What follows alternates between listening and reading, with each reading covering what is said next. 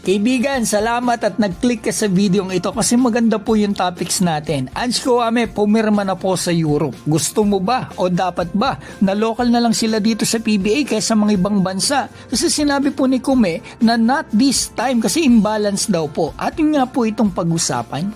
Una sa lahat mga kaibigan, bago ko po ibigay ang team at saan maglalaro si Ange Kouame, pag-usapan muna po natin kung pabor ka ba o gusto mo ba na yung mga naturalized players natin sa Gilas Pilipinas makakalaro sa PBA as local. For example, ito si Justin Brownlee, Ange Kouame at Benny Boatwright. Para kay Kouame, Willie Marshall po kasi nasabi niya nung isang araw, parang ang sagot niya mga kaibigan ay hindi muna sa ngayon kasi eto nga magkakaroon daw ng imbalance especially kapag may import na yung conference. Alam ko mabait itong si Kouame, nadidinig ko yan and I support PBA mga kaibigan. Pero ito po yung opinion ko dito, kung sakaling makarating ito sa kanya o sa kanila sa PBA mas maganda.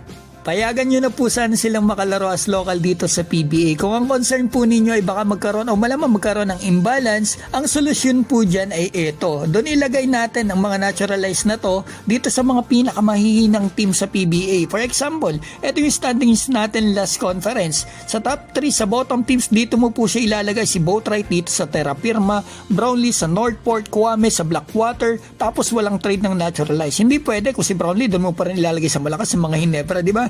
So sa mahihinang team para balanse, wari ko na may ang sarap po niyang panoorin kasi hindi mo alam kung sino ang magcha-champion. So magbe-benefit po dyan ang PBA kasi mas bebenta, mas competitive at mas pabor yan sa players at syempre sa ating mga fans. So paano kung may import yung conference? Di dalawa yung import nila. Syempre naman dalawa mga kaibigan. Pag inalis mo yung import nila, di imbalance na ulit, di ba? So sana subukan po nila ito. Kung hindi mag-click, di i-adjust pag-aralan. Paano kung mag-click, di ba mga kaibigan? Sa bagay, madali po tayong mag-suggest ng ating magagandang opinion. Isa lang to sa naiisip ko para matulungan o makaganda sa PBA.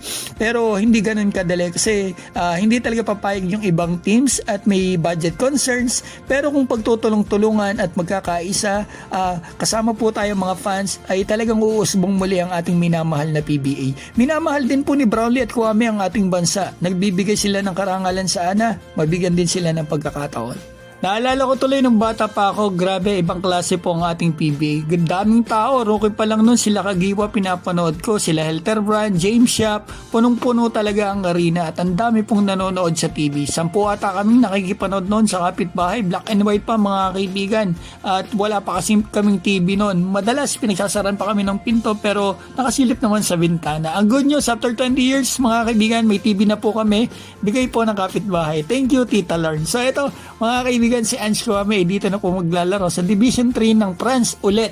Dito siya naglaro last season. So lumipat lang siya ng team. Dati Chartres yung team niya. So ito na po yung bago niyang team. Basahin natin. Legit to mga kaibigan kasi Basketball Real GM. Laging advance yan. Dito siya sa STB Le Havre. So babalik sa France. Ito ang ating kababayan na si Ange Kouame.